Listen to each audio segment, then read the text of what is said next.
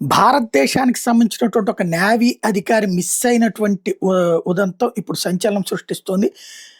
Mauritius సమీపంలో ఓ నౌకలో విధుల్లో ఉన్నటువంటి భారత్‌కి చెందినటువంటి మర్చెంట్ నేవీ అధికారి అదృశ్యమయ్యారు. ఈ విషయం కేంద్ర, రాష్ట్ర ప్రభుత్వాలు వెంటనే జోక్యం చేసుకొని బాధిత కుటుంబ సభ్యులు అడుగుతున్నారు. ఈ అధికారి ఒరిస్సాకు చెందినటువంటి సార్థక్ మహాపాత్ర. గతేడాది జూలైలో ఒక ప్రైవేట్ షిప్పింగ్ కంపెనీలో సార్థక్ ఉద్యోగంలో చేరాట.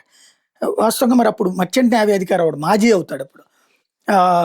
అతడు ప్రయాణిస్తున్న నౌక సింగపూర్ నుంచి చైనాకి తిరిగి వస్తుందట.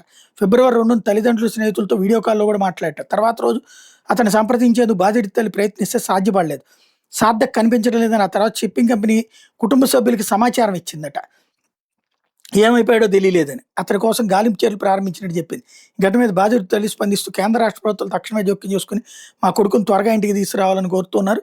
విషయాన్ని కేంద్రంలోని సంబంధిత అధికారుల దృష్టికి తీసుకెళ్లామని రాష్ట్ర ప్రభుత్వ అధికార వర్గాలు చెప్తూనే దీని మీద త్వరగా విచారణ ప్రారంభించాలని కోరారని, సార్థక్ ఫిబ్రవరి 3న తన క్యాబిన్‌లోకి వెళ్ళినట్టు రికార్డులో ఉందని కంపెనీ అధికారులు చెప్తున్నారు. నౌక మొత్తం గాలించినా అతను ఆచూకీ తెలియట్లేదంటున్నారు.